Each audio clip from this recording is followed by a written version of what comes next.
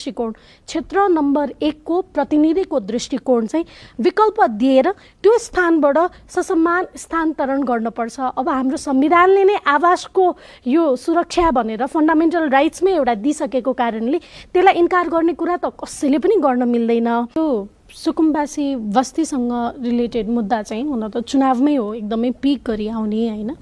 हामीले चाहिँ आयोगमाथि आयोग गठन गरेर आयोगको चाहिँ वार्षिक बजेट 50 करोड भन्दा बढी खर्च गर्ने त्यसमा, तर त्यसलाई चाहिँ म्यानुफ्याक्चरमा अथवा त्यसलाई चाहिँ निर्माणको काममा चाहिँ नलिएर आउने गर्दाखेरि पनि यो बढेको बढै छ। यो हालसालै आइरहेको कुरा पनि होइन।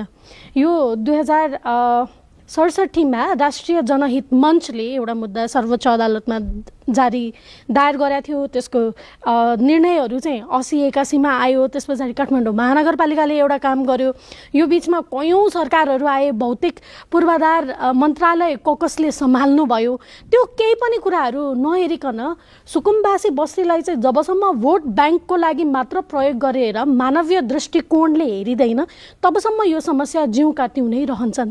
हुन त इचाङ्गु नारायणमा चाहिँ उहाँहरूको लागि बस्ती भनेर एउटा अपार्टमेन्टको सेटिङ पनि लिएर आएकै हो 2069 साल पछाडि, तर त्यसलाई पनि रोजगारीबाट टाढा हुने भयो। हामीले चाहिँ सक्ने भएनौँ भनेर सुकुम्बासीहरूले नै मान्नु भएन, त्यहाँ बस्ने व्यक्तिहरूले पनि मान्नु भएन। त्यस कारणले 2-3वटा पोइन्ट चाहिँ मैले एउटा यहाँ भन्नै पर्छ।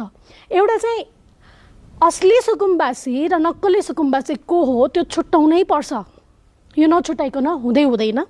अर्को कुरा चाहिँ अब चाहिँ भर्टिकल अपार्टमेन्टको सेटिङमा चाहिँ हामीहरू जानुपर्छ, तर सुकुम्बासी चाहिँ वर्षौँसम्म सुकुम्बासी नै बनिरहने र त्यो कुरालाई चाहिँ गौरवका साथ नेताजीहरूले जुन लिने गर्नुभएको छ, मुख्य समस्या त्यही छ। त्यही समस्या नै समाधान गर्नुपर्छ। हाम्रो अहिले 800 घरधुरीभन्दा बढी घरधुरी काठमाडौँ क्षेत्र नम्बर 1 का चाहिँ सुकुम्बासी बस्तीभित्र परिराखिएको छ र यसमा चाहिँ मुख्य जिम्मेवारी चाहिँ अहिलेसम्म जो दल नेतृत्वमा गएको छ उनीहरूले लिनुपर्छ।